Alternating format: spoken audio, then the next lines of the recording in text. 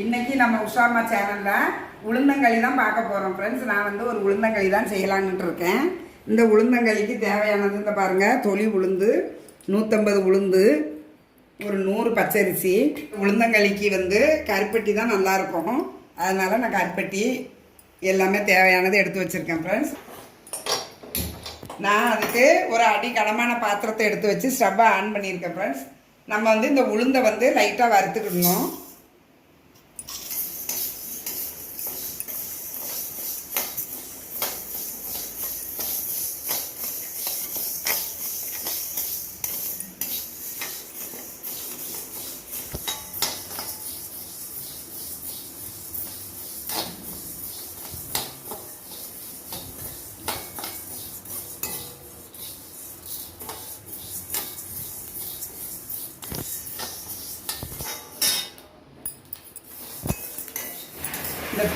இந்த உளுந்து வந்து நல்லா வறுபட்ட உளுந்தை நம்ம எடுத்து நம்ம வேற ஒரு பாத்திரத்தை எடுத்து வச்சுக்கிட்டு இந்த பச்சரிசியையும் லேசாக வறுத்துக்கிடுவோம். இந்த பச்சரிசியை லைட்டாக வறுத்துட்டு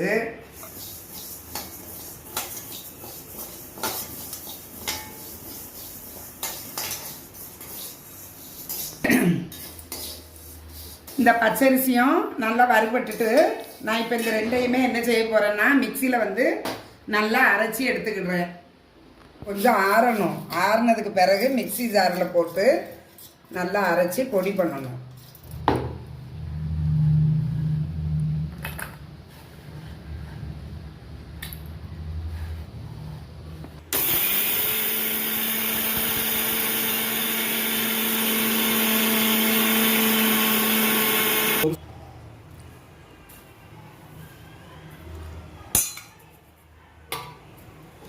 நான் வந்து இந்த உளுந்தங்களிக்கு மாவு ரெடி பண்ணிட்டேன் ஃப்ரெண்ட்ஸ். ரெண்டையுமே வறுத்து மிக்சியில் போட்டு நல்லா அரைச்சிட்டேன். இந்த பாருங்கள், நல்லா பவுட்ரு மாதிரி ஆயிட்டு.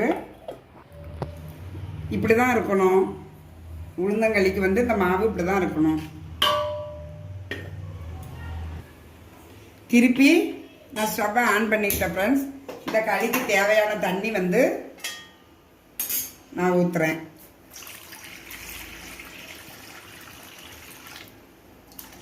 இந்த பாருங்க, இந்த தண்ணி வந்து நான் இந்த களிக்கு தேவையான தண்ணி வச்சிருக்கேன் பாருங்க. இந்த தண்ணியில் நான் கருப்பட்டியை இடிச்சு வச்ச கருப்பட்டியை இதில் போட்டுடுறேன்.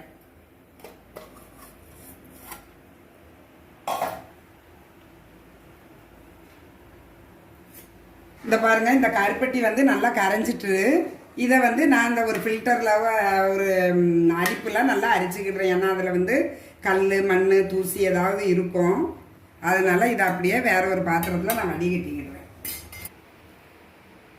இது நல்லா ஃபில்டர் பண்ணி எடுத்துக்கிட்டேன் ஃப்ரெண்ட்ஸ். இதை வந்து திருப்பி இந்த பாத்திரத்தில் அப்படியே நான் ஊற்றிக்கிட்டேன். இப்போ சுடுல என்ன பாத்திரம் சுடுது. இப்போ இந்த தண்ணி நல்லா கொதிக்கட்டும் ஃப்ரெண்ட்ஸ். நம்ம வந்து இந்த மாவு இருக்குது பார்த்தீங்களா, இந்த மாவை வந்து கொஞ்சம் தண்ணியில் கரைச்சிக்கிடணும். இந்த கருப்பட்டி பாகு நல்லா கொதிச்சுட்டு ஃப்ரெண்ட்ஸ், நான் பாருங்கள் இந்த அரைச்சி வச்சுருந்தேன் பாருங்கள், மிக்சியில் அரைச்சி வச்சுருந்த மாவை தண்ணி ஊற்றி நல்லா கரைச்சி வச்சுருக்கேன். இது எதுக்காகன்னா மாவு வந்து கட்டி இல்லாமல் நல்லா வேகும். அப்படியே நம்ம மாவோடு போட்டுட்டோம்னு வைங்களேன், மாவு அது இது எல்லாமே சரியாக வேகாது. அதுக்காக தான் இந்த மாதிரி நான் தண்ணியில் கரைச்சி வச்சுருக்கேன். இப்போ வந்து இதை அப்படியே இந்த கருப்பட்டி பாகில் நம்ம ஊற்றி கொஞ்சம் கொஞ்சமாக கிண்டணும் ஃப்ரெண்ட்ஸ்.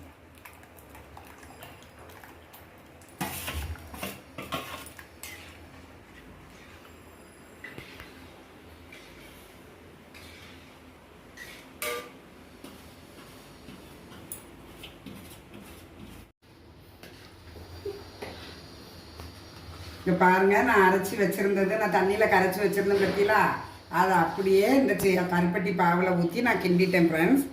இங்கே பாருங்கள், அந்த நம்ம உளுந்து எல்லாமே நல்லா வறுத்து அரைச்சதுனால நல்லா வாசமாக இருக்குது. இங்கே பாருங்கள், இந்த உளுந்து அரிசி எல்லாமே நல்லா வெந்துட்டு ஃப்ரெண்ட்ஸ்.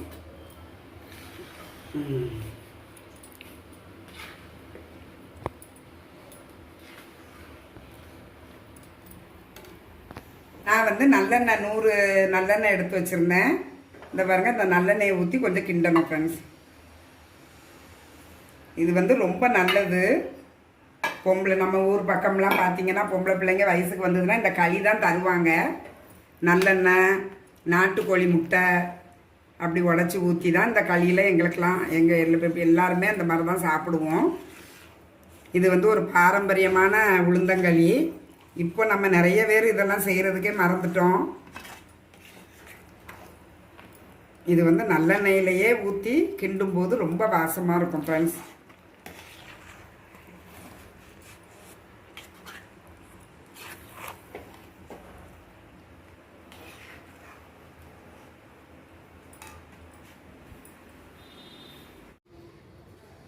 பாரம்பரியமான உளுந்தங்களி ரெடி ஆகிட்டு ஃப்ரெண்ட்ஸ். நான் வந்து இந்த உளுந்தங்களியில் நல்லெண்ணெய் ஊற்றி எல்லாரும் சாப்பிட போகிறோம். உளுந்தங்களி ரெடி ஆகிட்டு ஃப்ரெண்ட்ஸ். நீங்களும் இதே மாதிரி செஞ்சு பாருங்கள். இது வந்து உடம்புக்கு ரொம்ப நல்லது. இடுப்பு வலி, கை கால் வலி இருக்கிறவங்க வாரத்தில் ஒரு நாள் இந்த களி சாப்பிட்றது ரொம்ப உடம்புக்கு ஒரு நல்லது ஃப்ரெண்ட்ஸ். தேங்க்யூ, பாய். வேறு ஒரு வீடியோவில் பார்ப்போம். டேஸ்ட் அருமையாக இருக்கும்.